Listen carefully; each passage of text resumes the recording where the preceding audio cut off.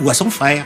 Et c'était cette négociation qui a lieu avec les représentants du Parlement, de la Douma, de la Douma qui sont là.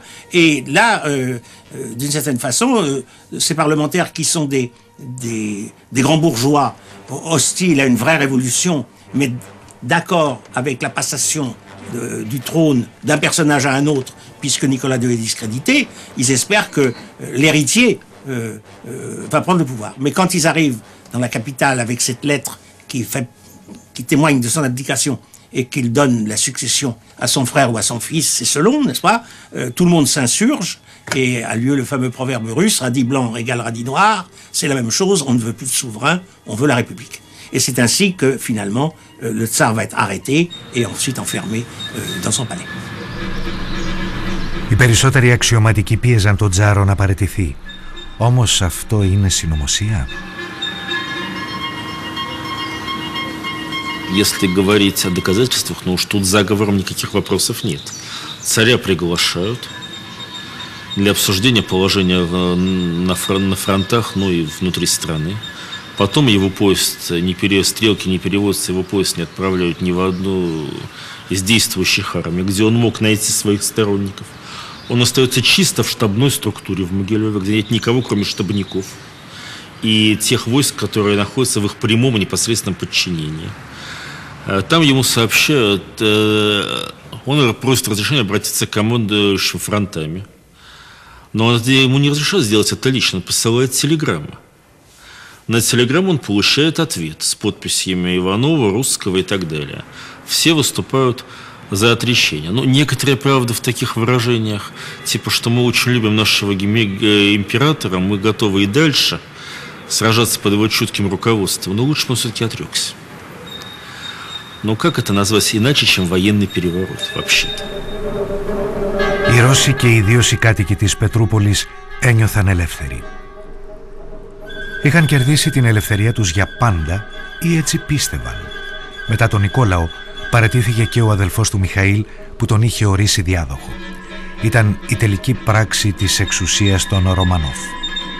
Απελευθέρωσαν από τις φυλακές πολιτικούς και ποινικούς κρατουμένους μαζί. Ο άνθρωπος με τα λευκά γένια ήθελε να ξαναβγεί στην κάμερα.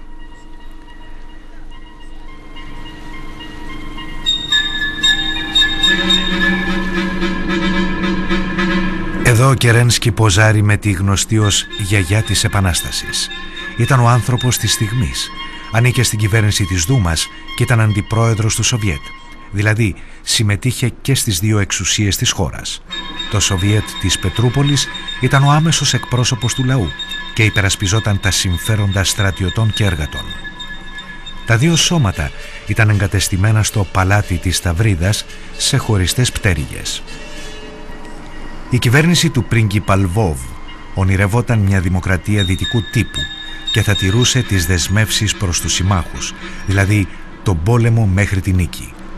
Ωστόσο, ήταν ανίκανη να αντιδράσει στις επαναστατικές αποφάσεις των Σοβιέτ, για παράδειγμα στο διάταγμα αριθμός 1, που καταργούσε το σεβασμό, την πειθαρχία και την υπακοή στο στρατό.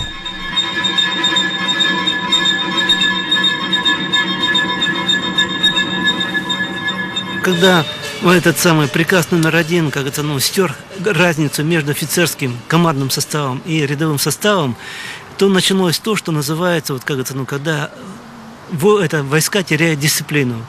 Имеются такие факты, допустим, когда перепевались целые полки. Когда, допустим, эта пьяная толпа солдат требовала, допустим, от полкового командира с тем, чтобы он раздал полковую казну им на выпивку, с тем, чтобы, допустим, он раздал им запасы одежды, мундирование, сапоги заменил новые. Требовали с тем, чтобы батареи не стреляли по немецким окопам, чтобы немцы не шли на нас в атаку, не вели ответный огонь. То есть это было то, что на безобразием это трудно было понять. Такое же, допустим, было на Западном фронте, во французских войсках. Но французское командование поступало очень просто. Таких, допустим, людей, которые не подчинялись дисциплине и просто стояли к стенке. А у нас, допустим, расстрел какого-то солдата, который не выполнял приказ, это вызвал бунт, допустим, солдатского комитета.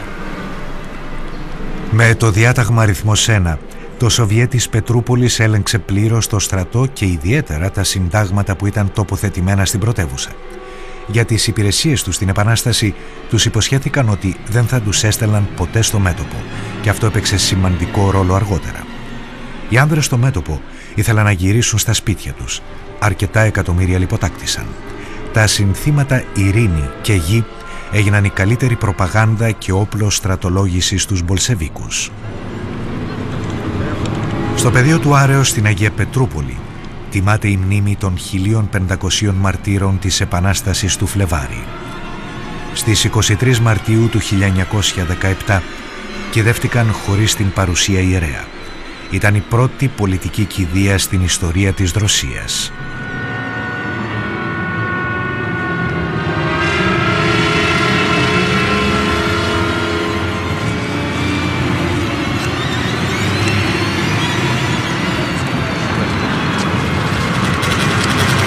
По некоторым данным, 1 миллион человек прошел через это поле.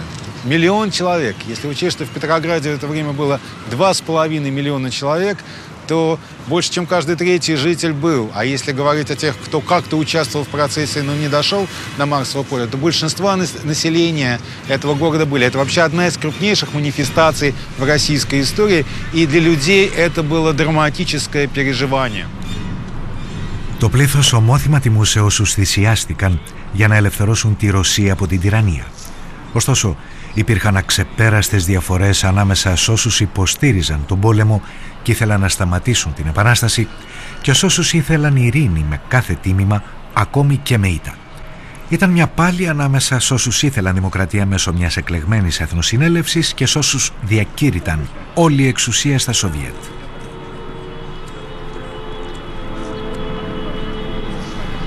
Γρήγορα γύρισε στη Ρωσία ένας ηγέτης που θα εκμεταλλευόταν τις αντιφάσεις, τον αναβρασμό και την αναρχία. Ο Λένιν.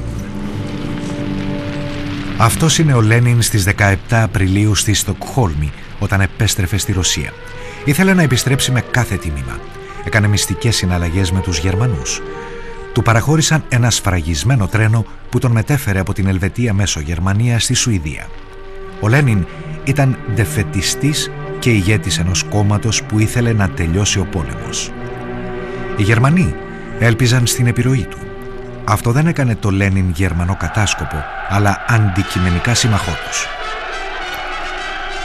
Στην Πετρούπολη η υποδοχή στο Λένιν ήταν τόσο μεγαλειώδης όσο στην ταινία του Αϊζενστάιν. Ο Λένιν δεν απογοήτευσε τους Γερμανούς. Εξαπέλυσε επίθεση κατά της κυβέρνησης, κατά των επαναστατικών κομμάτων και των ηγετών. Καταδίκασε τον ιμπεριαλιστικό πόλεμο, όπως τον ονόμασε. Υποστήριζε την ειρήνη χωρίς προσαρτήσεις και ονειρευόταν την παγκόσμια επανάσταση.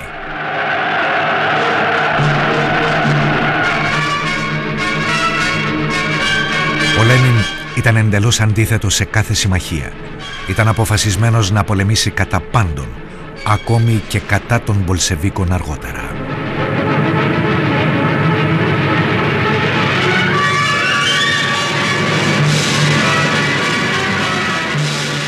Il est vrai que Lénine est souvent minoritaire dans son propre parti, ou du moins au bureau de son propre parti, et que dès avril, quand il arrive, eh bien, il stigmatise ceux qui avaient jugé qu'il fallait participer, pas au gouvernement de Kerensky, mais au moins le soutenir politiquement. Et ceux-là, c'est-à-dire à l'époque Kamenev, même Staline, à cette époque, qui ne joue pas un rôle très important, mais qui existe quand même dans le bureau, eh bien ceux-là jugent que Lénine exagère, il va trop loin, n'est-ce pas? Or, c'est Lénine qui sent mieux l'exaspération populaire, qui exige une révolution totale, qui ira jusqu'à l'armistice et la paix séparée s'il le faut. Bon. Donc, comme il voit clair, même s'il est minoritaire, peu à peu, on se rapporte à lui. Με την επιστροφή του Λένιν στάθηκαν αντιμέτωποι. Ο Λένιν και οι Μπολσεβίκοι με στόχο τη δικτατορία του προλεταριάτου και όσοι επιδίωκαν μια δημοκρατική Ρωσία.